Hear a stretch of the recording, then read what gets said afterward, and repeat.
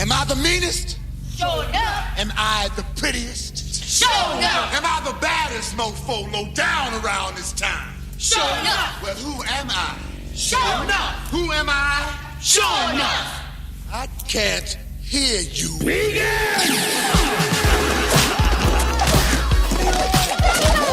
Get that sucker to the designated place at the designated time, and I will gladly designate his ass for dismemberment.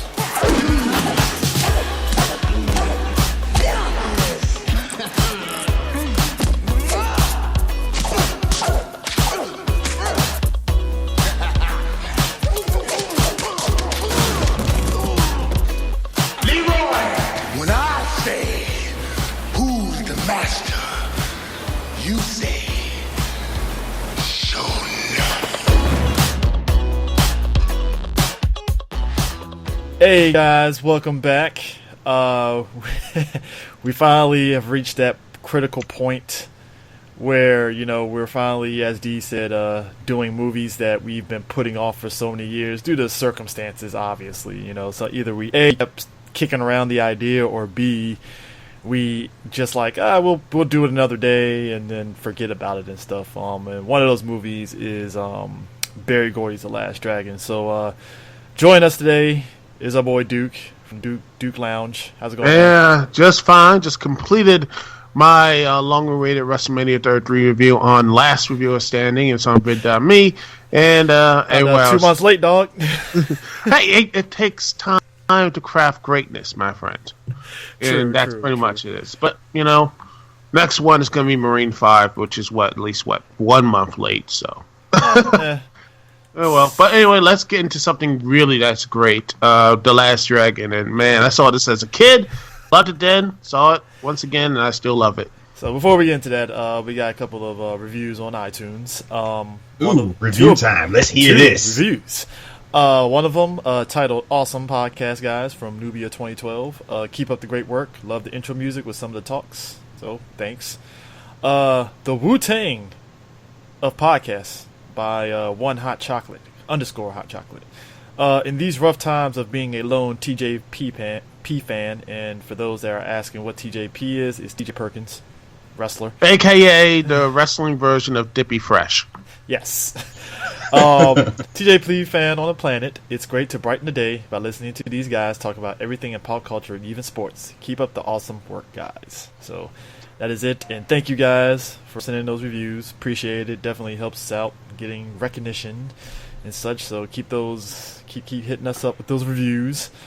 That being said, as Duke eloquently pointed out, this is one of those. The Last Dragon is one of those movies that I think all of us can say we saw constantly on HBO, and especially if you're during the summer when school was out, and it was always almost every day it was on.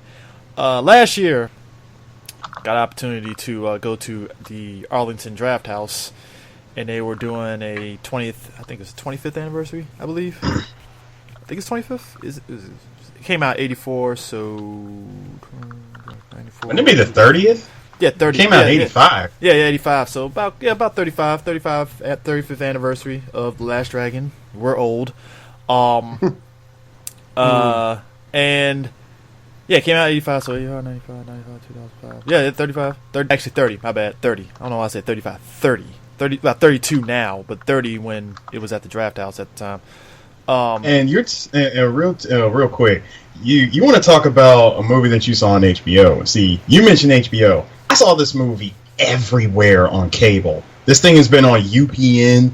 It's been on WB54. Yes, before it was called TNT. I forgot that. No, hold on. Before it was called the CW, it was on WB54, and yes, TBS, TNT. It was all over network, all over cable and network television. BET got to because BET, but I think BET probably played it the least out of all the other channels. Which is ironic because that is black entertainment television. They play everything else like umpteen times. I'm looking at you, baby boy. Right. You would think out of all the black movies that they play Juice a lot. This... I give them that. I give them credit for that. They play Juice so many fucking times. You would think this would Oh, go ahead. Like you would think this would be one of them, but no. I'm looking at Centric and TV One to try to pick up the slack and start showing this movie a lot more often. Which, by the way, guys, if you haven't already, you might want to pick up that anniversary edition of Juice because it has a lot of extra stuff on it that bare bones DVD didn't have.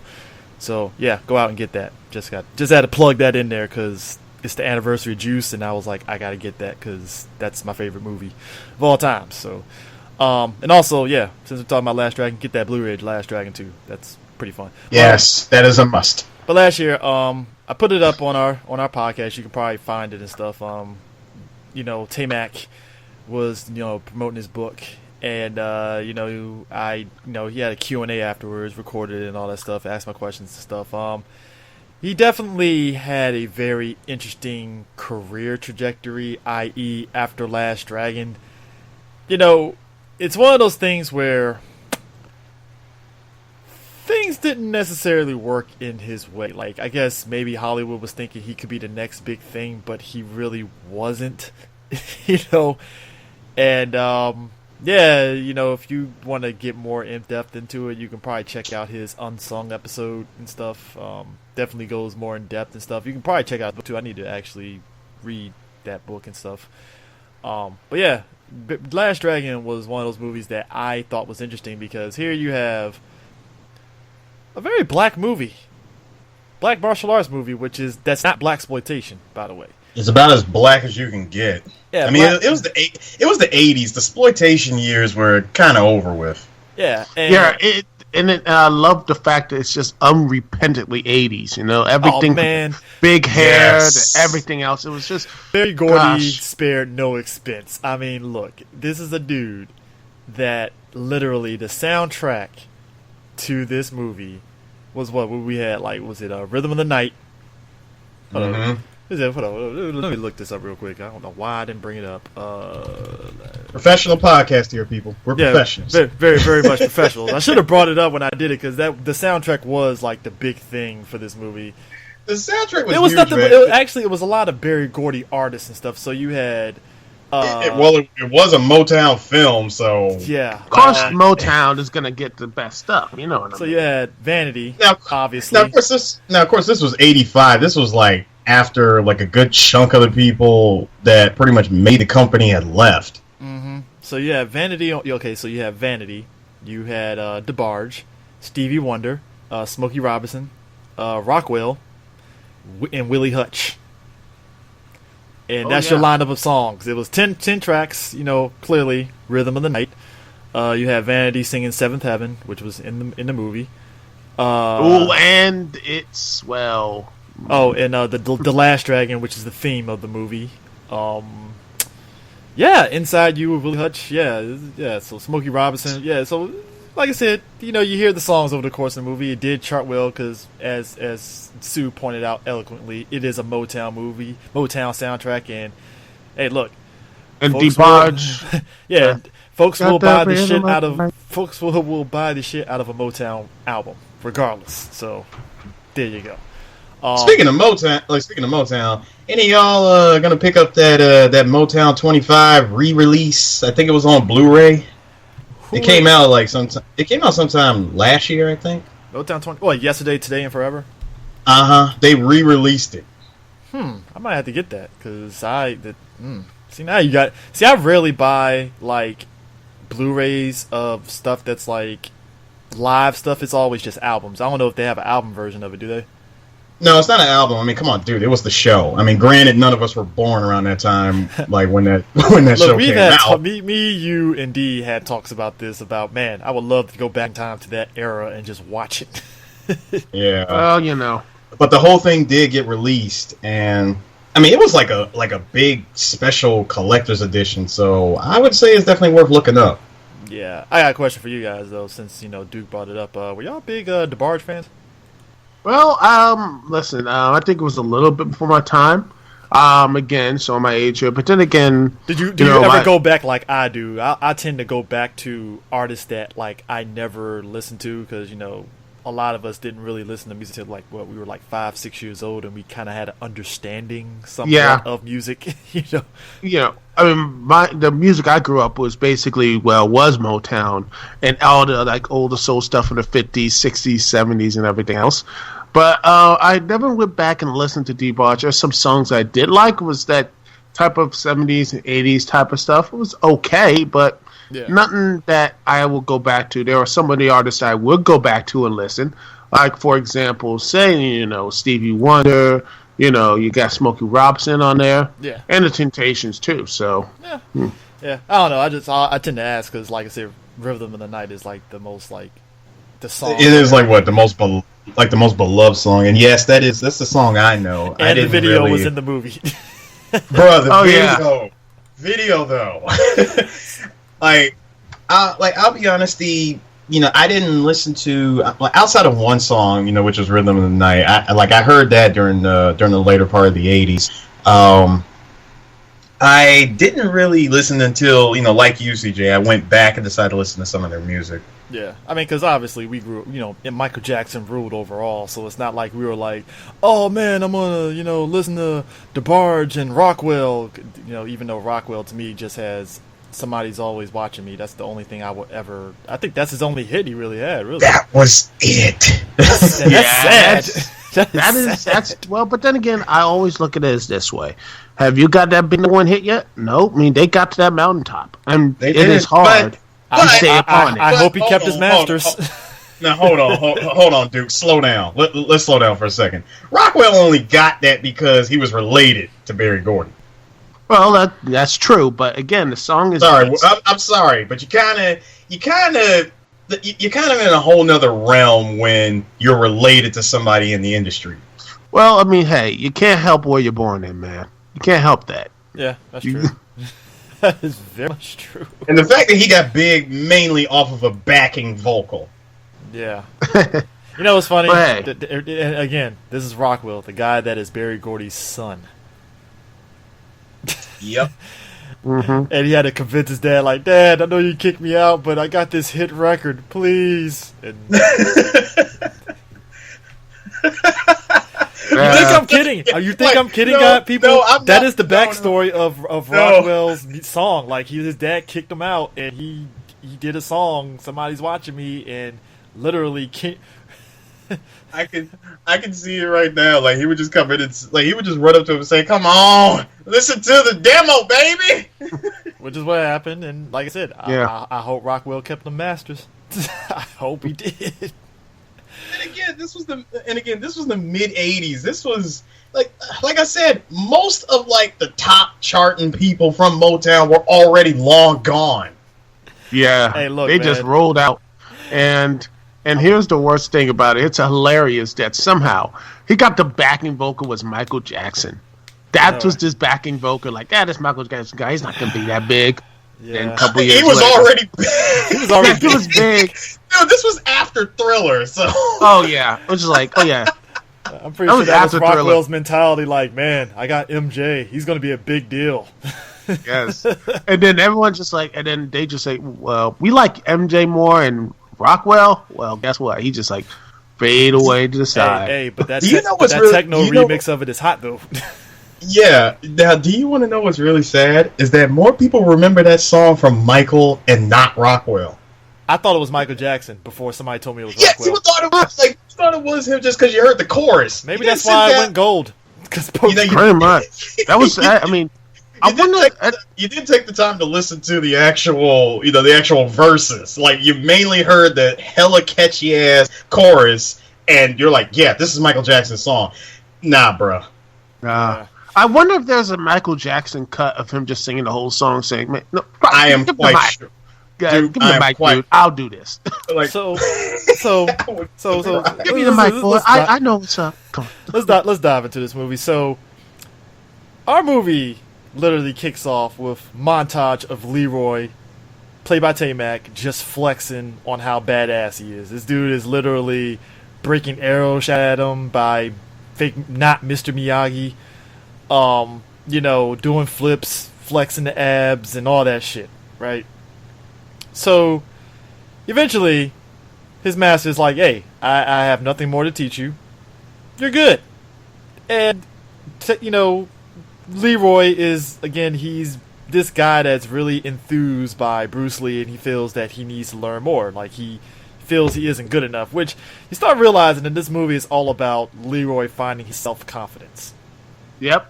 And, I love the fact he's I love the last part, just use the arrow, just attach it with his teeth, which plays a part later on to the film, by the way. Foreshadow. But, yes. And he just, just like, dude was big. And the one thing I liked about this movie going through it is that he is like very like, the master and everything else, but he's, clumsy, in the way of like aloof. That's what he is. He can't take up subtle hints. He takes things like literally. That type of stuff. So his master sends him off, and we cut to a movie theater, the most roughest movie theater this side of the East Coast. I mean, this shit puts the Oxon Hill movie theater to shame. I'm pretty sure Sue knows what I'm talking about when I say this. Is Rivertown still a thing? Rivertown is still a thing, sir, but this is like Rivertown if they let you just come in there with guns and whatever else ratchet shit you could possibly think of.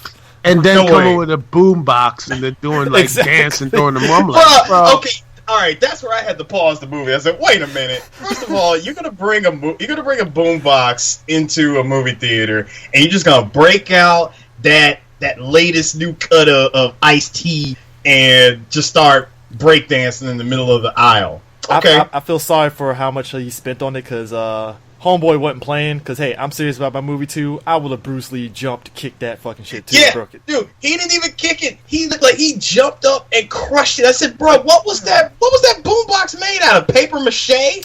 Man, he brought that thing straight out of Will. He's like, screw that, man. It took Sal with a baseball bat and do the right thing to break a boombox, and yet this dude just crushed it with his weight.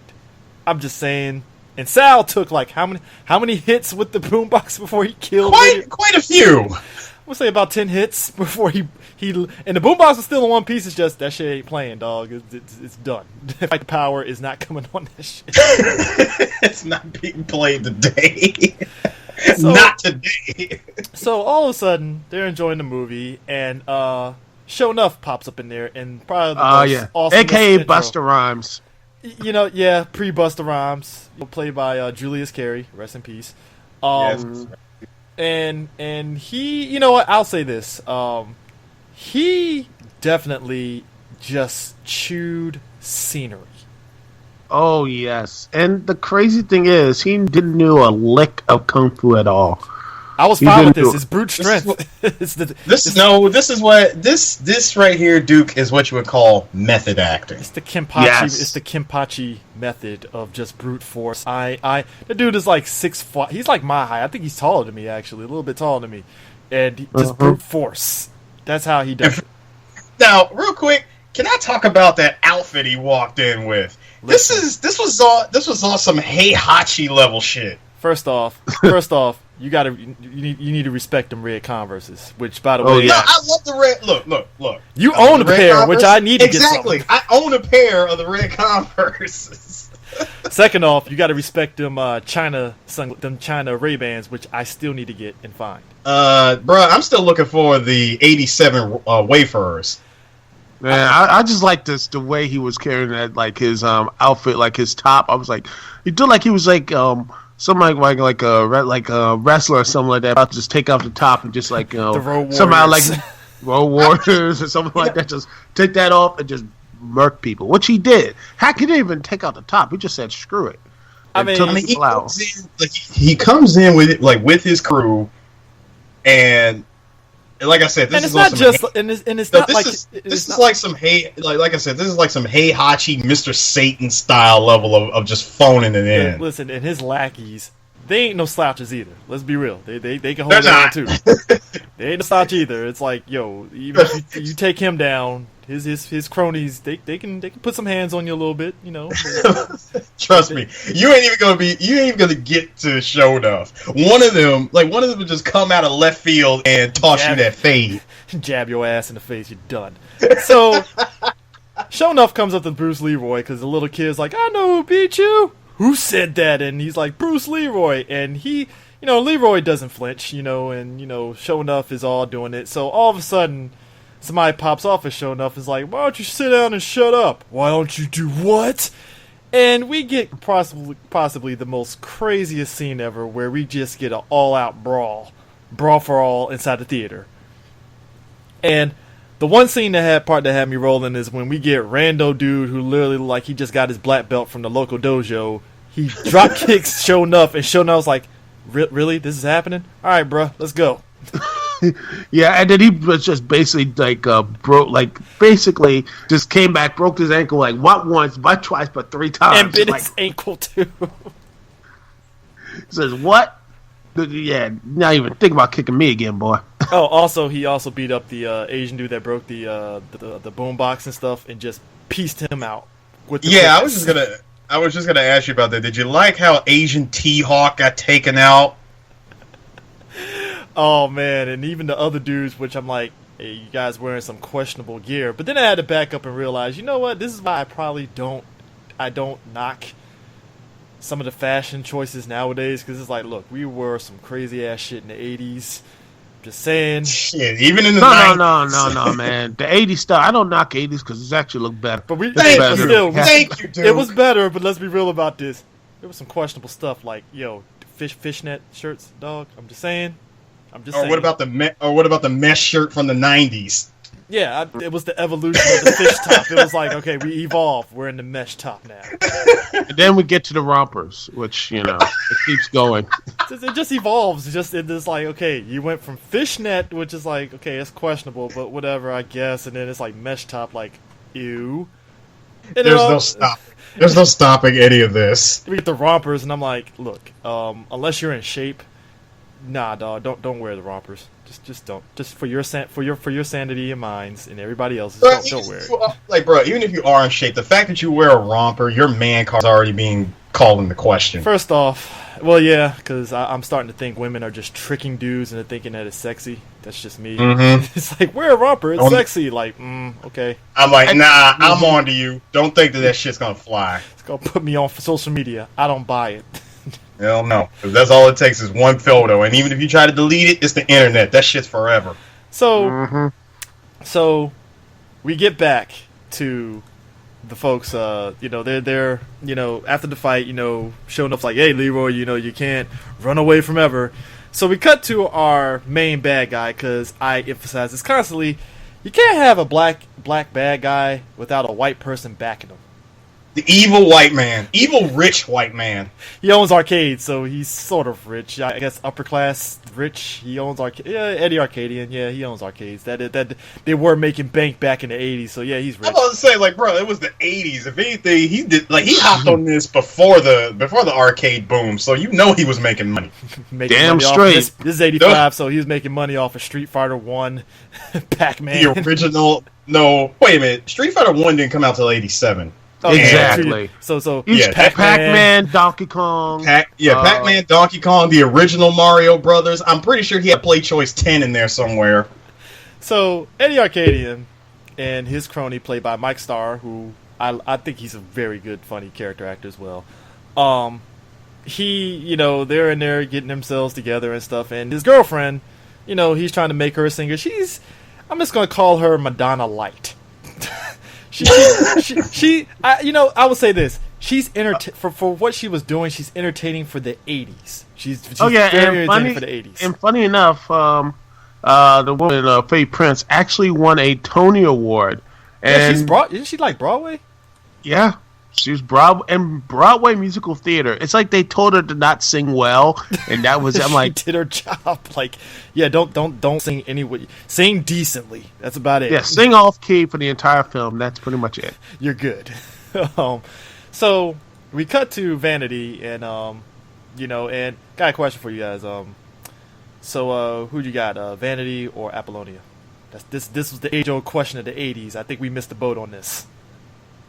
Vanity was nice, but that's a real tough choice, man. Yeah, she was, but yet it's funny. Vanity, but the music of Seventh Heaven was nominated for Worst Original Song for the 1985 Golden Raspberry Awards, and you can see why, because it just did not flow well. It was a decent poppy song. I mean, hey, it's Vanity. She was a decent singer. I think she was a decent entertainer, but if you had to ask me to choose, I'm like, well, Apollonia. I mean, it's Apollonia.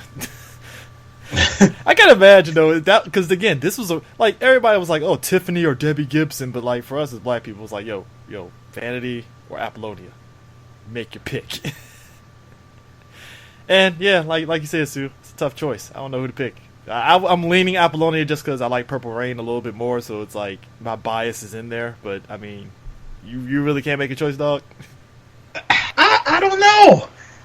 I mean, Vanity or Apollonia, dog. Okay, let me give you the 90s. If you had a gun to your head right now, if I had a gun to my head right now, okay, fuck it, I'm just gonna go for. God, I'm gonna have to go for Apollonia. All right, there you go. I mean, I don't think that's necessarily a wrong choice. It's like preference at this point. Okay. Now, can I give you the 90s equivalent of that, CJ?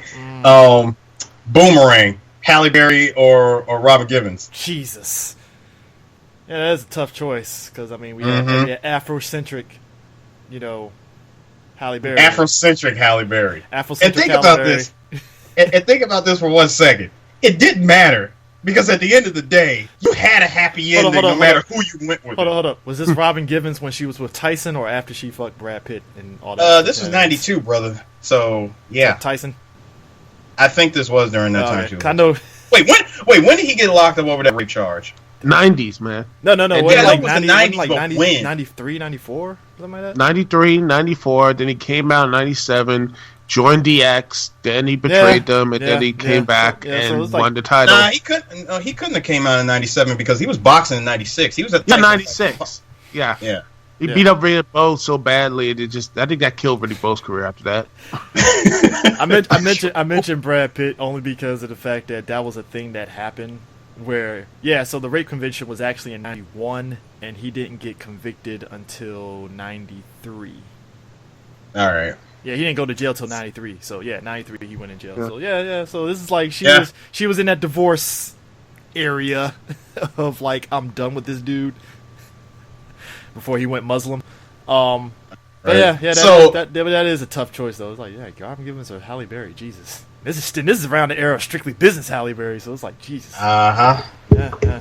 So can I mention the very nice looking Studio 54 club that we got going on here? Yeah, wasn't it? Was that actually Studio 54? I doubt it. I really doubt it was Studio 54. But I'm just gonna call it Studio 54 since this is on the East Coast. It did look very nice though. I will admit that as much. Like even the theater that they filmed it in was actually a real theater, Victory Theater, off of 42nd Street in New York. That was actually a legit theater and stuff. Back in the day when they actually had porno theaters, and that was actually a thing that I don't even know if they still have those nowadays.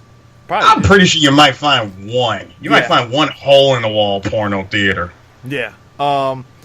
Apparently, the Seventh Heaven Club, that was actually the I think they actually built it on the the Camera Mart stages. So that was actually kind of a stage thing. It wasn't really like an actual building. So and I think a lot of folks, from what I heard, like a lot of people back then was like, man, this is like fully realized, like a legit thing. Like, is this like a real thing? Which I'm kind of surprised they didn't really capitalize on that. But yeah, that whole thing was like really crazy and stuff. I really it was like, this felt like early like Total Request Live. It was like TRL. And can I mention, did anybody catch can anybody catch Flashpoint Paradox Bruno Mars with the white hat? Yeah, let me find out. No, Bruno's our age. Never mind. He was built. He's our age. Yeah, I mean, bro, it was a time travel. Hey, there's some artists. There's some artists that like are older than us, and I didn't know. And it's like, wow, they were in this movie that we talked about. Jesus. And then I'm like, is Bruno Mars older than us? I'm like, no, he's our age. He's about 30, 32. Yeah. So after the show's over and stuff, and we found out that Eddie Arcane's his girlfriend's video didn't get played. He does the 80s thing. He kidnaps Vanity because why not? Just to show a damn video. Serious business. This is the 80s, folks. This is how petty your bad guy is. It's like, I was gonna say this is 80s petty. It's like, you won't show my video? I'll kidnap her and make her an offer she can't refuse. So she goes to, she gets in the car and stuff, and the guy was like, yeah, you're gonna sit back and whatever and stuff, and they try to kidnap her, and Bruce Leroy is literally walking back and sees it, and he proceeds to kick the shit out of these guys. And eventually he calls a taxi, and as she's picking her stuff up, he pulls Batman Vanishing Act.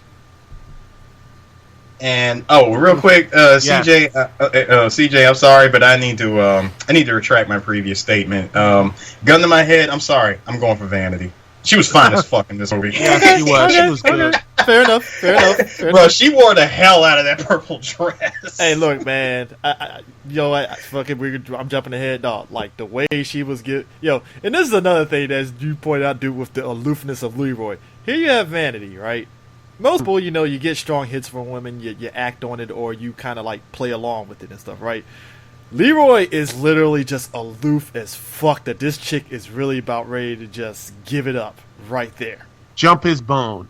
And he just like, oh, well, I got other things to do. She's turned on by the fact that twice now he kicked the shit out of people. So that's like, wow. Like she was already interested in him when she literally walked past a mob of people that were asking for autographs. See, I'm not going to count that because I could be in a crowd of people and Janet Jackson look at me. I'm not going to think much of it. All right, bruh. No. See, it's one. There's okay. Look, CJ. There's look and glance. She was eyeballing the hell out of this dude.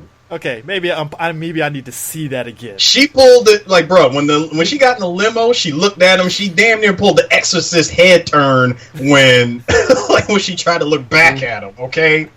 All right, fair enough. So Eddie Arcane's guys come in and be like, God, you don't believe it, man. She had like 10 black dudes and they beat us all up. And I'm like, and this dude actually bought it.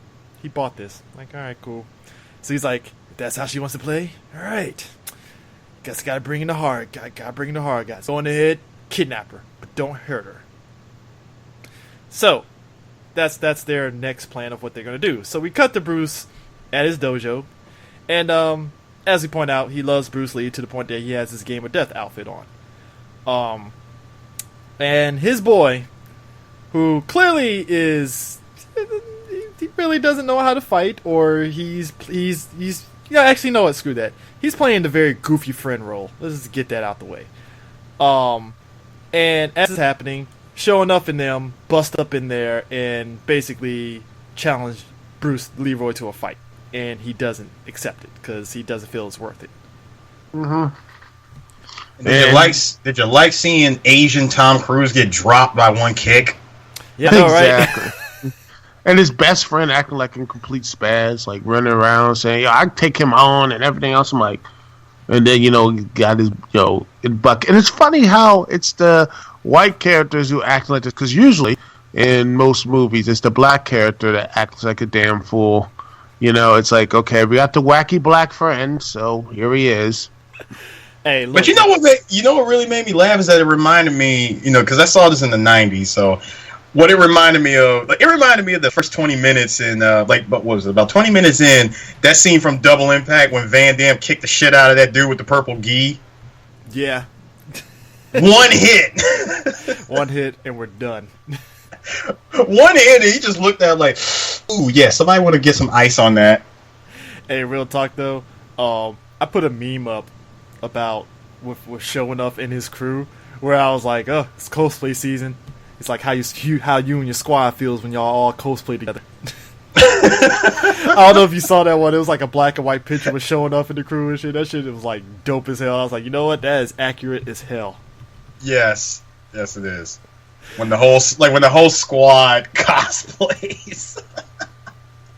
It's dope as hell. Everybody got the freaking kung fu freaking thing. I was like, yo, This shit is dope as hell, man. I gotta find that picture, man, because that shit was hilarious. Show Enough tries to antagonize him and stuff, and he's all like, kiss my Converses and stuff. And, again, Leroy feels he had to do it or else they were actually going to snap his friend's neck, to which, you know what's funny? Me and a couple other people during that last Dragon screening last year were like, where's the cops? Look, this is the hood, man. The cops are like 8 hours away. The cops didn't show up in the movie. I'm like, so the cops didn't come in there when he fucked up Bruce's, Leroy's dad's place. I'm like, so what would happen if Leroy didn't do it and they snapped his neck? That's like manslaughter. What's going on here? I mean, yeah. It's just even better. Even better. You had the when he was going around that saving Vanity and such. He put the mob or the arcade boss head in that fish tank.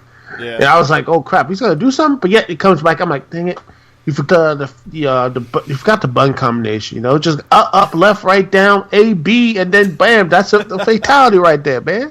Let's play the freaking damn song. So we cut to Bruce. He's on the rooftop doing his katas and stuff. And we see Leroy's family and stuff. His brother clearly is trying to be, Casanova #1. He feels he's cooler than his brother, which, let's be real about this. He's more in the know than his brother is and stuff in terms of the real world and things like that. So much so that he has a crush on Vanity too as well. His dad owns a pizza shop, which is actually pretty cool. And you also tend to forget this movie actually takes place in Harlem, so that does tie into the fact that this is back when Harlem was black as hell before it got gentrified, so it makes sense. As if you couldn't tell this movie was black enough already. Yeah, it's like, I forgot. The Shogun of Harlem also drives an 18 van too, by the way. Just FYI on that, which I think is actually pretty dope. So, Bruce finds out that Bruce Leroy finds out that he's missing his little medallion and stuff after he was helping Vanity the other night. And he sees her and he's like, hey, take me to her and stuff. And his brother's like, why you have an interest in her? Now all of a sudden you got interest in women? I'm shocked. I'm surprised. But you don't know what to do if you have it in front of you, which is implying sex. And Leroy doesn't know this and he's like, well, what are you talking about? I don't have it. And his brother's like, you clearly don't have it. Like, hey, I'll show you the ropes, but you're really gonna still sit there and not know what to do and stuff. So he eventually takes him there, and his brother's basically sneaking inside because he doesn't want to sit there and stand in line and pay for tickets and stuff. So he goes in, and while he's waiting and stuff, Vanity rolls out there, and he's William Macy has her go inside this truck, and then boom, she gets kidnapped and stuff. So we cut to her being in front of Eddie Arcane, and he's showing her the video, of his girlfriend and stuff, and it's like, hey, so are you impressed? And she's like, no, it's bad. No offense. And she's like, oh, not taken. And she was like, no, no, you're gonna put it on. And he was like, no, I just can't put it on there. It's just not good quality to what we have on our show, So I'm like this. I wish he could have break the fourth wall and said, "Hey, you had like Rockwell on your show like a couple weeks ago. Don't tell me that doesn't make the cut. Come on." Which I'm looking back like, why don't you just play the video and just be done with it? Granted, that probably would be the end of the movie where it's like, oh, Laura Charles, she plays the video, and that's the end of the movie. It's like, look, I think the fight was showing up either different, but yeah. It was like, hey, play the video. It's like, look, play the video, or I'm going to throw you, like, in the piranha tank. Okay, I'll play the video. Never surrender! Actually, back up. I think it wouldn't have been in the movie. I think it would have been like, okay, so I guess Leroy just duck and dodge showed up throughout the whole movie. All right, cool, fine. All right. So, all of a sudden, Bruce Leroy rolls in there in full ninja regalia and proceeds... Can I stop you right there? Yeah. He shows up as a ninja, kicks down the door with the subtlety of a Mack truck through a China glass shop. I'm like, bruh, you kicked down the door. What is the point of dressing up like a ninja? He wants to have a secret identity. What is the point? First off, it's not much of a secret identity because Homegirl already figures out because black. Yeah, it's really not covering much. I mean, bruh, neck is exposed, eyes are exposed. I mean, come on, dude. We'll sue. He has to show the chest for the ladies. Come on. Okay, fine. But still, if you're gonna roll in like a ninja, do the ninja thing. Kill the lights. Kill the lights to the place. Drop down out of nowhere. Be a ninja. Oh, man. So, did we also forget that Eddie has a weird Frankenstein fish that he just keeps? Yeah, I did want to mention that. That's something that's always been a thing in a lot of early to mid '80s movies where the main bad guy would have this unseen creature that causes death just from looking at it. In green water, I'm like, that's not healthy for fish. I'm just saying. Yeah, I'm like, why is it in green water? You can't it can't even see. That's covering up the production budget out here. They couldn't afford that, so it's like clearly we gotta, you know what that was? That was nothing more. I'll tell you what was inside. What was floating around inside of there was really nothing more than a black trash bag and probably a glove tied to it in food coloring. Hey, this movie was working on a $10 million budget and made the money back, but still. $10 million back then, it's like you could have did a little bit more, but I'm pretty sure that $10 million was to get music rights. Bro, we could have just got B-roll of Piranha. That's about it. So I mean, trust me, you could have got B-roll of Piranha inside of a tank. Well, nobody could have told the difference. So Vanity brings Leroy back to her apartment and stuff, and she's all excited. And as I said earlier, she's all getting herself all gussied up in the mirror, like, okay, something's going down. And he's all excited, like, oh man, I'm getting my medallion back and stuff. And clearly he doesn't. He's a bit shy and stuff. He doesn't know what to do and stuff. And I'm like, she's clearly initiating, dog. I mean, you can do something, kiss something. She gets this guy back to her place. Like, yep, I'm about to get him here, and I'm about to show him what that mouth do. And yeah, this is gonna be quite an evening. I'm looking forward to Folks, this. that is not an understatement because it's accurate as hell. You can see it in the eyes and everything. She's like, ooh, and he came over with the Bruce Lee gi and everything. Oh yeah, this is gonna be yeah. He about to get it. He about to get this work. Little does she know. You know what though? I think she knows it's funny. I think she let it slide because she clearly saw he was nervous because after he bowed, he literally stumbled, and she's like, "Oh, that's just so cute. Bless his heart." Oh, bless his heart. He's he doesn't know anything, but I'm pretty sure she looked at him like, "Holy crap! If you were anybody else, Anybody else would have been like, "You're out of here right now." like anybody else, and I'm light skinned, you would have got that curve real quick." No text back. No text back. No reply. I would ghost the hell out of you. Hold up, this is the 80s. You get no number. You get no number. And then I get no number. You can't page her. You're done. Yeah, no. Matter of fact, because you're in her house, you don't even get escorted out. She will turn her back, and you pretty much get the idea. Walk out the door. So we cut to quite possibly the most ridiculous thing ever. Is 3 Asian dudes just singing to it sounds like another Motown song. I don't know who sings this song. But they're just singing along and they're collecting money and they're trying to act like the most blackest people ever, and it's just not working. It's not. It's like the most I don't know if you could call it, it's the most weirdest thing ever. It's like, yeah, bro ham, and I'm like, okay, guys, you didn't have to do that. Calling people, jive turkey and stuff. I'm like, okay, this is not the 70s people. Like, you clearly right. I'm like, did we get lost in another decade? It's like they're trying so hard. Like, no, they're Asian wiggers. That's what I saw. They're pretty much are. Almost. I'm not even gonna say because they will almost be there, but I think again they're a reflection of the 80s. But it is very much ridiculous. So here's the thing. Cut to the next scene. Sure enough, got another outfit on. Not even wearing a shirt. And he got the freaking shoulder pads on. And he proceeds to wreck Leroy's dad's pizza shop. And I'm like, wow. So, again, where's the cops? What's going on here? Like I said, this is Harlem. And the cops don't exist there. And, black people like this. Well, you know what? Scratch that. The cops are on their way. But, since it's Harlem, they're taking the way long way. So that's where they're at the end of the movie. Is that they just take the long way. Yeah. I mean, we all going on the countryside, New York. They're just driving like, we'll get there.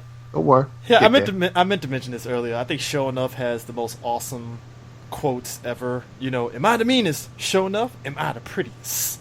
Am I the baddest mofo low down around this time? Well, who am I? Who am I? I can't hear you. No, hold up. No. I love the line before that. I'm Leroy Green. Who are you?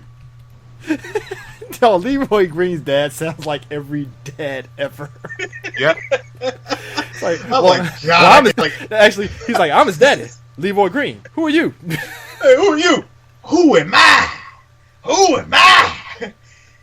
I'm sorry, I'm getting Return of the Dragon flashbacks here. May I help you? May you help me? Sure. I want some Chinese spare ribs. Yo, You don't know what Chinese spare ribs are? Well, let me show you, man. Yo, I thought it was gonna be that Chris Rock thing and be like, "Oh, how about one rib?" And yo, that's the funniest shit ever because Isaac Hayes, when sees him pull out that wad of money, he's dropped ready to jack him up like you got I am change for tempted. $100. If I ever did that, I'm tempted to do that one day and see what the reaction would be. Just to see someone Dog, just I like had that happen when I used to work at the liquor store. This dude was like, "Oh, I don't have, like $2 and some change, right? So he was like, because the way he was talking, it sounded just like Chris Rock, where he was like, "Oh man, I gotta get all this change out, right?"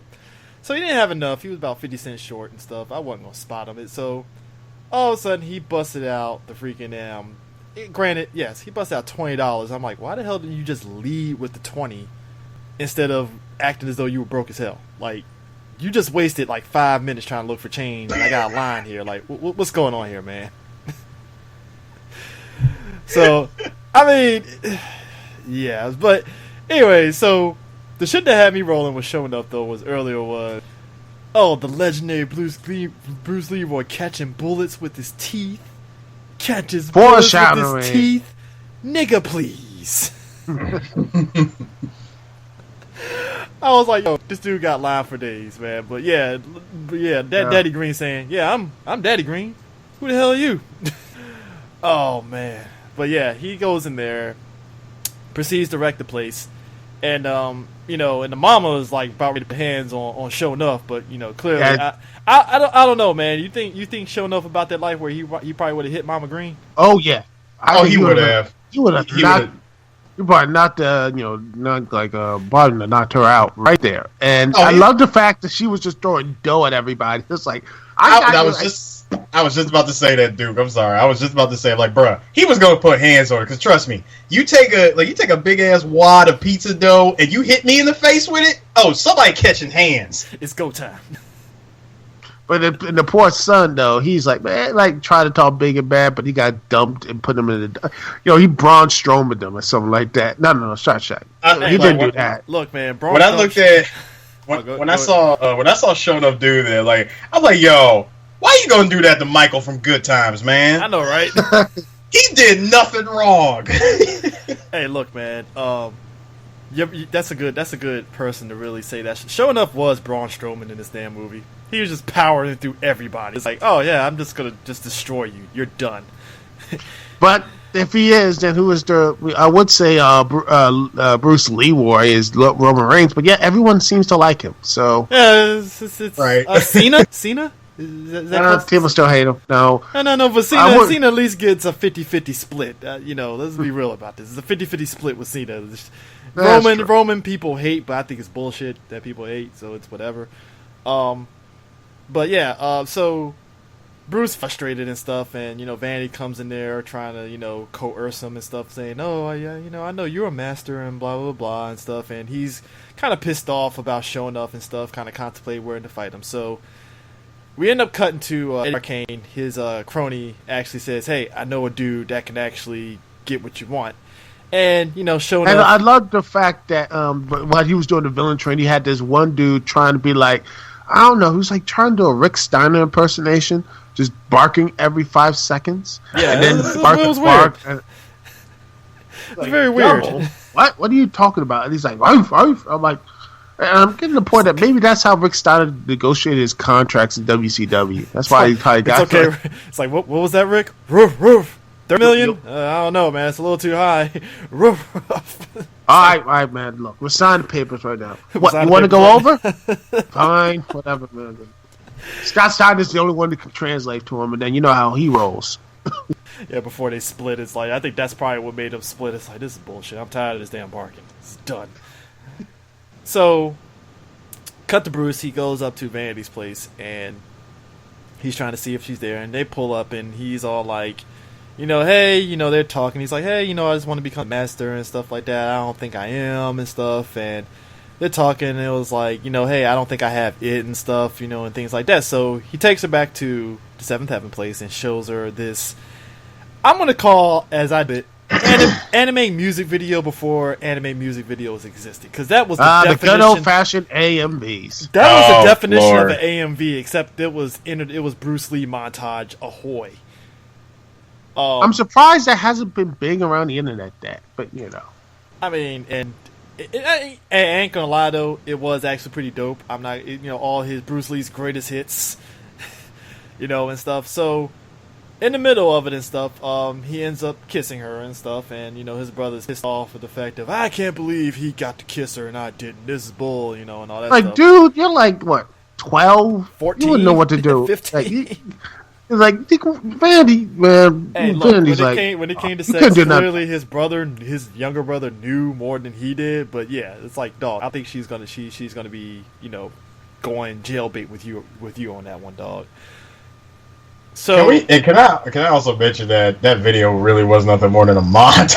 Yeah, it was montage. I ain't gonna lie, it was pretty montage cool, central. Yeah, it was basically like all of Bruce Lee's movies that we know and love, just all the good fights and stuff, which I mean, and makes sense. There was some really good fights. Yeah, and then you had that whole disguise thing, which is like, oh, now I can go and the big boss. Yes. And again, Vanity is pissed because he's like, oh, thanks a lot, Bruce. I'm like, oh, first off, you're the one that showed the music video. You didn't have to. Just saying. And second, he already, gave you a big smooch already, Hey, you kissed. You're good. You're good. So, after that's over, Laura Charles, Vanity, she ends up getting kidnapped and stuff. And we end up cutting to, Bruce. Everyone else doing that like those jobs talking Asians and such. Well, Leroy clearly doesn't know slang either because he's like, yeah, my main man. I'm like, wow, if you are the corniest person in the scene, dog. My God. It's like he just like like that. It felt like he was like that. Who was that dude in blackface who was trying to go to in Harvard? What was that movie again? Soul Man. Yes, that felt like that was it. Like that was something right out of Soul Man. Like no, I got this. No, he was like, look, Soul Man's film. Like no, set right there. I could just do the scene for you. So he's in there and they don't buy it and stuff. And he's like, no, I know how to sit there and do that. And he was like, all right, do you know how to play dice? And it was like, all right, I know how to play dice and they're playing hopscotch. So no, this is just stuff from Harlem, man. That's how we do it in Harlem. Like, all right, cool, And they're all bullshitting them and stuff like, all right, you want to meet the master? All right, wait out here. Then they close the door. And here's how weird it is, too, right? So they're all doing the job talk and they smoking weed and all that stuff and drinking and stuff because, hey, I guess that's what they think black people do and stuff, whatever. So they have Leroy stay outside. And all of a sudden, Leroy's like, hold up. Y'all guys gonna sit there and screw me over. And as Sue pointed out earlier, the subtlety of the kick in the door was just that. It wasn't subtle at all. He kicks open the door, goes apeshit on them, and they're like, all right, we'll tell you where the master is. And then come to find out it's a machine for fortune cookies. Womp, womp, womp. So he goes back to his master, who was on a boathouse, and he was like, hey, there's nothing that I can sit there and teach you. There's one lesson that you learn and it's inside you, and only you will know and stuff, which again, this goes back to the whole theme of the movie. Self-confidence, because it's not like Leroy was walking around the movie skulking like he didn't think he was the best, but it's just the whole idea of his confidence. Like, dog, you're already good. Like, what more do you need? It wasn't him. He wasn't being, what today would be him crying and being, moody, emo and such. He was confident in some areas and he did have smiles, but it was like it was more inner stuff. And when bad did happen, like what happened to his pops, like pizza place, the scene reflected that. So Yeah. there was a little bit of down and out, but he picked himself up. But If it was made, but this was made today, those scenes would last 5 more hours, and he would be so pissy at everyone else, and that sort of thing. So yeah. I mean, but the thing of it is, his master was like, hey, look, man, like, when he was like, yeah, I gotta go on a trip. And he was like, oh, so you're going on a spirit journey? He's like, no, I'm going down to Florida to meet my mother. I have to say, his master gave him probably the greatest troll quest ever. First off, best trust. I was like, that is true. His master was cool, though. Like I said, even though I say he's not Mr. Miyagi, it's like his master was basically being very blunt. Like, hey, dog, I taught you everything. You're good. Right. Look, I'll be honest. You're not Pat Morita. You're not Victor Wong. But you did give him a good troll quest. Yo, here's this fortune cookie with nothing in it. See? Joke. Ha! And I like how you clearly see him take the fortune out of the cookie before he gave it to him. Mm-hmm. And I do wonder that whole token thing. Was that really worth anything, or that was like something you found at a Cracker Jacks type of thing? Well, kind of like his master was like, I'm going with the latter. I'm going with the latter on that. Yeah, I mean, his master said it was metal, dog. It's nothing really crazy. It's just nice looking and shiny. It's like, hey, all right, cool. So, his master goes to Florida, and Leroy finally works up the courage. Like, all right, I gotta save Eddie. So as he's getting apparently this dude got weapons galore on him and stuff, knives, swords. This dude got freaking the Wong sword from freaking Soul Calibur in there and stuff. I'm like, Jesus. Nunchuck size, everything. So his boy is like, all right, man, you can go by yourself. I'll help you. And he's like, hey, so don't you need a weapon to help? And he's like, good idea. And he locks him up in there. Womp, womp, womp. Yeah. And apparently he shops at the same weapons locker as Scarface. Apparently. You know what? It was the 80s, man. Again, they probably shopping. I bet, they were just walking by in the store and be like, he's like, hey, Chico. He's like, what's up? I just went away to get the weapons, and he went away with the guns. So that's pretty much what it is. I gotta say, Eddie Arcane has the most elaborate plan, because on top of hiring and showing up, this dude hired the most gutsiest of bad guys ever. As Duke pointed out, the barking dog. He got a lot of characters. These sound like old, like 90s WWF people before Attitude Era happens, when we were just going through gimmicky people and stuff. That's what these people remind me of. Yeah, just the Duke, the Jokes of Drazi, the Goon. Basically, let's see, who's the dentist character? I forgot who it was. I know it was Kane. It was God dang it, it's gonna bother me for a while. I gotta look that up. So professionalism.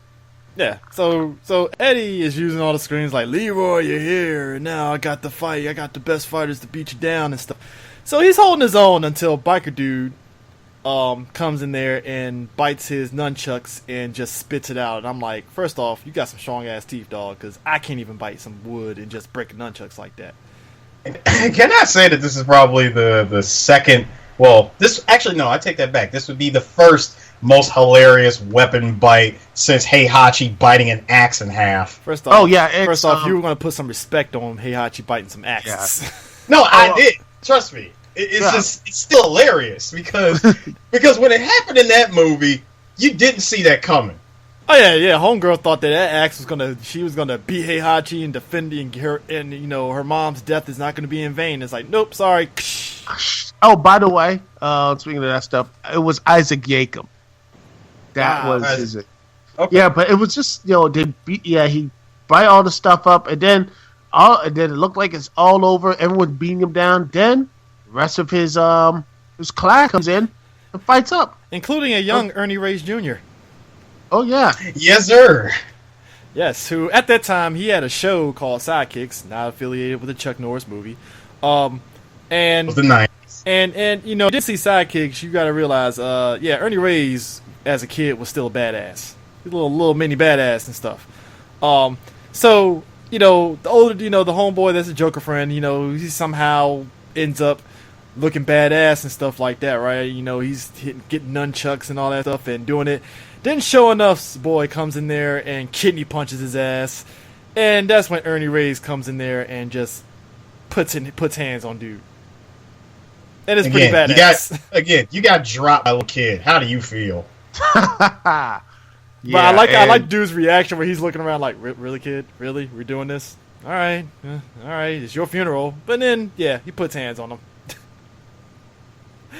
So they're fighting and stuff like that. And he's like, all right, gotta move out of here. I'm losing and stuff like that. So he's leaving out of there and he's all egging on Bruce Leroy, like, hey, come on, let's go and stuff. So, the rest of his, Bruce's, Leroy's, they're basically cleaning up and stuff. And he proceeds to follow him and stuff. So they're going in his abandoned warehouse and stuff, and they're playing cat and mouse. Leroy throws like a nail dart, and it like Eddie's like, holy shit, this dude's serious. Like, okay, dog, you knew it was serious when which is funny because all this is predicated on Eddie Arcane getting serious over a damn video. That's what still bothers. That's what still boggles my mind. I'm like, bruh, all of this over a video? No, it was for the girl. I think it was that he was just so infatuated, and then the girl left. He's like, well, screw it. I'm gonna get this thing up. I don't care. It came out of pride to him, and that was it. If showing up here, Bruce Leroy, I don't think Vanity is going to play your girl's video. I mean, what's going on here? What's the end game here? I don't know. Yeah, but it seemed like a little odd, but overall, it was a really good fight scene. It It was a good fight scene. Did you like how his brother was pop locking his way out of the rope? Yeah, I was like, dang. Pop locked out the rope. Pop locked out the rope, right? So he comes across one of Sho'nuff's, I'm gonna call him a sub boss, and homeboy throws his ass and he hits his head on a freaking on one of like one of those little air tanks. And I'm like, so how is his brother's head not bleeding profusely from that? Like, swelling of the head? What's going on here? Like, and it was a loud thud, too. Yeah, I thought that was concussion. Yeah. And then, the dude got a couple shots with Leroy, and yet, Leroy Leroy just took his ass out. It was like, no, we're done. So, finally, we get the main event, which is Sho'nuff versus Bruce Leroy. Now, I didn't know how much of a height advantage Sho'nuff had on Bruce Leroy, but holy shit, that dude got height over fucking T-Mac. I didn't think it was that much, and I was like, holy shit, this dude fucking towers over damn T-Mac. Okay, this is like Sagat versus Ryu, basically. So, and like you said, we're at the main event. I'm like, bruh, you finally get the fight that you wanted. Starts off good. Both of them got their hits in. I'm looking at Sho'nuff like, yo, how long have you been waiting for this? Was there anybody that stepped to you between this time? Nobody? Okay.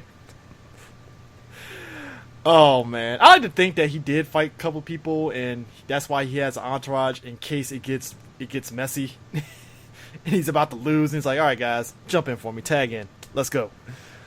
Which of course his crew is supposed to be like, yeah, we're the toughest next to him, and which they are until plot convenience comes in and they all get pieced out in one hit. Well, one of them got beat out by Ernie Reyes, the other one, like I said, plot convenience. Yeah, which I'm kind of curious. I'm like, so the women in this group, how badass are they? We will never know.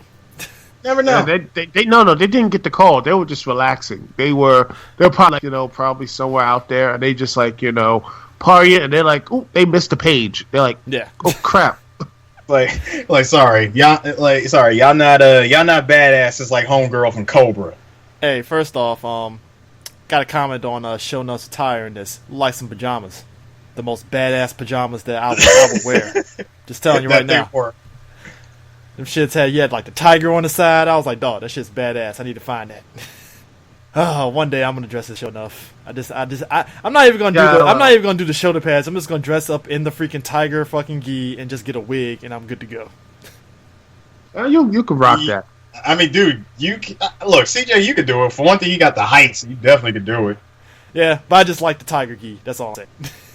But Sho'nuff, him and Bruce in the initial start of the fight, they're getting their hits in and stuff, and Sho'nuff. Wait, before that, did you like how Sho'nuff got hit by Bruce's flying kick through a door? Oh no, I'm getting to that. I'm talking about Okay. at the initial fight where they're both getting their fists and stuff, right? And Sho'nuff thought doing the donkey kick from Street Fighter 3 worked on Bruce. And he's gone. Yo, And that was like pre-Ryu Street Fighter 3 donkey. It was actually pretty badass. with the rope, like using the rope. It's like EX donkey kick. So he kicks Bruce through the freaking wall, and then Bruce pulls the ninja vinci act. And One time ninja skills actually do work. And I gotta say, I didn't see like you said, Sue, the flying kick of Doom come on Sho'nuff that bad. And then next thing you know, he got that red glow stuff around him. He just like I just like how I call that plot armor for now. Yeah, the plot. But before the plot armor, I like how he lays it like, yeah, you got me.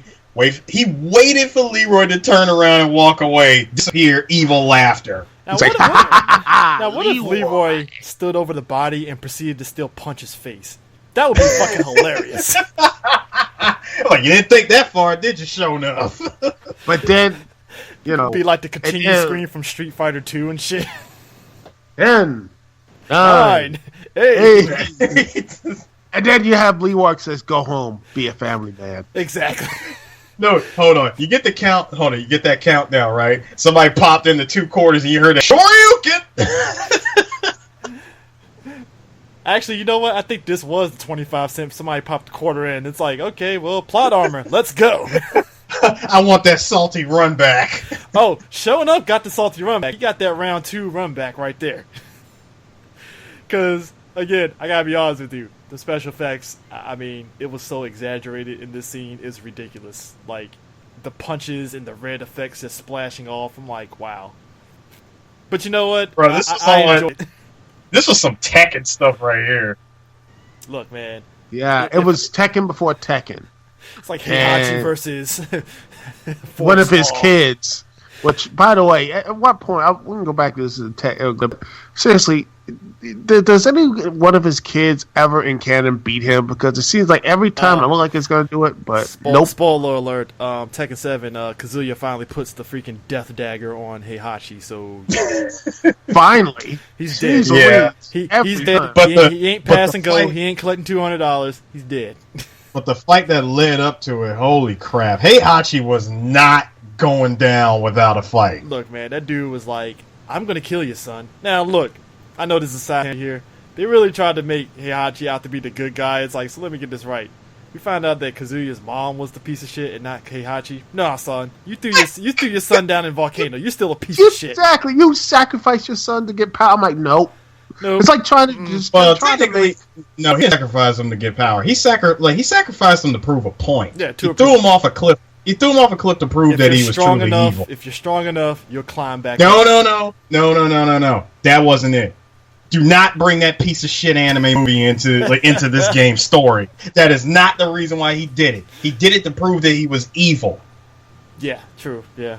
So. It's like trying to retcon, Thanks to Kratos. that game. Thanks to that game. I'm sorry, dude. Thanks to that game, that anime is now completely retconned.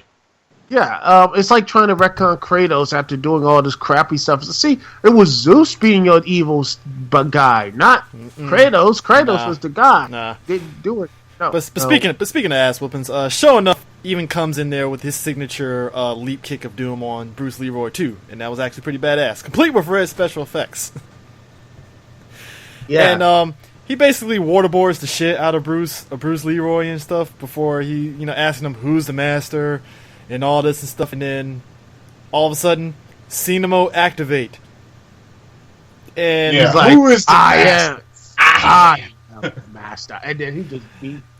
oh, first off, he absorbed the chi of Sho'nuff. First off. Yeah, now I have your power. Second off, Hold on. Wait, hold up. When he said that, why has that not been memed from the Mega Man cartoon? Well, it's time now. That needs to be memed. You got to play the theme of when Mega Man gets the powers, like Like when, no, No, because think about it. Think about it. This happened in the Mega Man cartoon when Mega Man leaped out of the wall, like out of the fountain, and touched who was it, Snake Man or Pharaoh Man, and said, "Now I got your power." Yeah. Hey, look, He man. just leaped out of the fountain and just touched him. I'll take Bruce Leroy laughing. That's enough. Because Bruce Leroy here showing off with the freaking Iori laugh, absorbing his power. So we have gotten we put in Mortal Kombat in this. Then after Mortal Kombat, Street Fighter, Tekken, and now Mega Man. What else would we put in here? Yeah, We got. KOF. You know the sad thing is. The sad thing is that this movie predated all of them. Yes, it did. and I'm fine with it, but here's the kicker, right? So Bruce, he absorbs the power and stuff, and he does the whole like Bruce Lee shit where he's all waving his hands, and it looks like he has 6 hands and stuff, and Eddie Arcane is looking like, what the fuck is going on? I'm like, that was time to just exit and just leave and just be like, fuck it, I'm done. I just saw this shit, I'm out of here. So, after Bruce, Leroy does the slow motion leap kick on Show Enough, Eddie comes in and being like, yeah, enough of this kung fu shit. A 45 will end this now. And I'm like, yeah, we already know what's going to happen because he's going to ban. He caught it with the bullet with his teeth. Cool. All right. Dope, I guess. Yeah, and it's funny, like, earlier, it's like, no, I don't want you to shoot. I'm like, you could have done that earlier.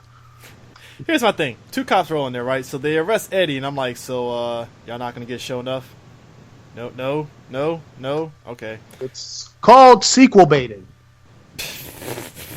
Look, I think a lot of, what? I'll get to that when we get to the end of this movie. So, Eddie gets arrested and stuff like that, and, Laurel Charles, Vandy's people, they come in there, and they're all like, oh, we got to get you ready for the show. And I'm like, the same show that probably has a bunch of dead bodies or beat bodies in the middle of the dance floor. What's going on? I was just about to mention that. I'm like, wait a minute. So right after that fight, we go right back to everybody dancing, huh? It's called, scene change. Everyone's just like, okay, cut, and they got all different clothes. Everyone's wearing white now. I'm like, well, I'm guessing it took place a week later, but still, I'm just like, so you're just gonna get her hair ready for, I guess, that night's show taping? I'm like, there were beat up bodies on the floor, so I guess they got cleaned up. Okay, fine, all right, cool. So I guess I'm gonna go on ahead and say this took place a week later. So, all white party. And all that stuff. Everybody's dancing and stuff. So Leroy rolls in there, and he has flowers, and he's all like, show me some moves. And she's like, what? Show me some moves. What? And he's like, I said, show me some moves. And everybody's laughing like, oh, man, your brother's a cornball. And, Leroy's brother's like, nah, man, he the master. Yeah. Yeah. And then he got that little brother handshake from, Ernie. Because we got to put that in there. It's like, yeah, this is badass. You got to look at it. So we cut to the end, and they both slowly, embrace, and then bam, that's the end of the movie and stuff. Now I like how we catch her coming down the stairs. Bam! The credits. Let's just hurry up and get through this. Yeah, clearly they did and stuff like that. They hook up, and it's it's all endearing. Now here's my thing. One. In an era where Hollywood is remaking stuff, I am shocked they haven't remade this movie. Well, honestly, me too. Heck, you have Bubsy coming back. Bubsy, who Don't no mention one that, sir. wanted. We're saving that for E3, dog. That's just sad. we are. We're That saving is that. sad. Trust me. Oh, We're saving that for the too. E3 show. But yeah, this movie, which honestly would be, it's good now, but It'd if be they badass remade as a it, remake. oh yeah, it's a good remake. Why haven't that? That would be great, Here's the kicker. Who would you cast as Show Enough right now? Who could we get? I remember some years ago, I was like, get Michael Jai White as Show Enough.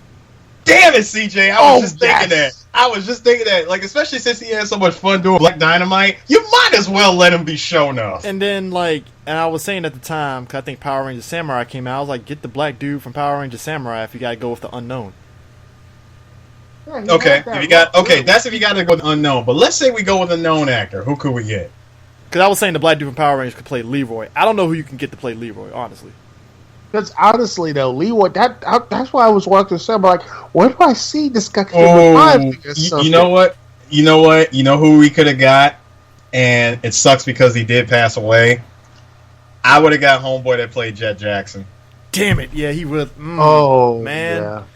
Yeah, kind of damn shame, man. Yeah, That's a damn shame. He'd have been perfect. I'd have used him. Yeah, I mean, but who's a good young black actor now that you can actually do the shown up, and not like shown up, but he can be seasoned, but someone who's young, but you can actually somebody that can lend credence, because Michael Jai White is already an accomplished martial artist, so you have to get somebody that's equal. That's why I said dude from Power Rangers, because he's actually does martial arts too. So it's I'll go with you. I'll go with you on that. CJ. I'm gonna throw out another one, and please don't crucify me for saying this, y'all. But pre-tattoo, pre-Rihanna, Chris Brown. Nope. He actually is a martial artist. Mr. Lisp himself. Because no. Even I said pre all of this. Yeah, pre crazy stuff. If it was pre all of that, I could see that. I could see them pulling some shit like that. I'm talking. Excuse me, Miss Chris Brown. Yeah, I could see that. They probably would, because that was back when he was bankable. So yeah, that would make sense if they did do that. Yeah, I could see this that. Christmas, Chris Brown. Yeah, so yeah, that definitely could work and stuff. But yeah, you know what? I think it would, if they did it now, it would be cool. Because I mean, in the era where we're getting a possible Baby Boy 2, we're getting sequels to 90s movies. It's like stupid. You could do, I think you could do a Last Dragon that one isn't as cheesy as this movie. I don't think the cheesiness of this movie is necessarily a bad thing, but you could do it. And I'm not saying the remake would have to be gritty or anything, but you keep it fun. But with all the. You know what? And you know what, CJ? If you want to keep it in the same theme and the same time as this movie, just get a whole bunch of synthwave artists as the the soundtrack. No. Here's the thing. I would keep it in this year, this millennium and stuff. This millennium. But I will still go with what you said, the synthwave, because that is still a big thing now. It's still huge. Yeah, it's freaking huge. Just to get that kind of 80s vibe nostalgia, if you want to add it to it and stuff, I'm like, somebody get on the phone, call up Kavinsky, get Electric Youth.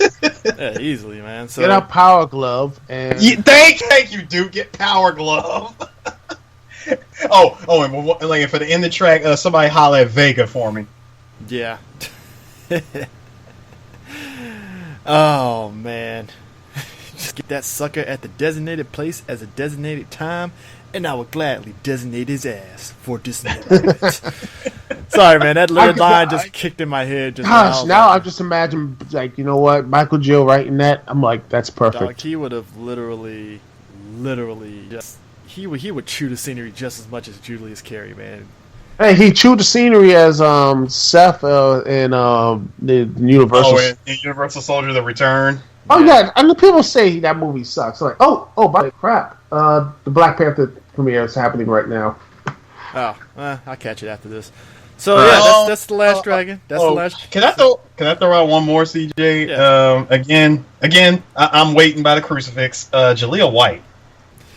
Yeah, he actually would have been pretty good at the time. If they remade this movie, get Jaleel White. Mm-hmm. Yeah.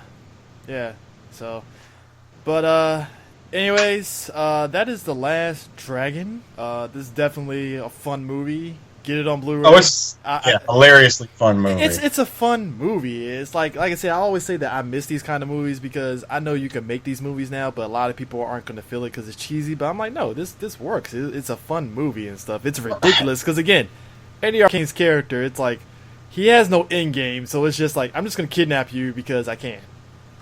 And on top of that, this is like the prime time to make movies like this. Oh yeah, easily, man. Yes, I mean, like I'm watching right now, trailer of like Black Panther. You don't think all this other stuff that's going on? You don't think this could actually be a profitable movie?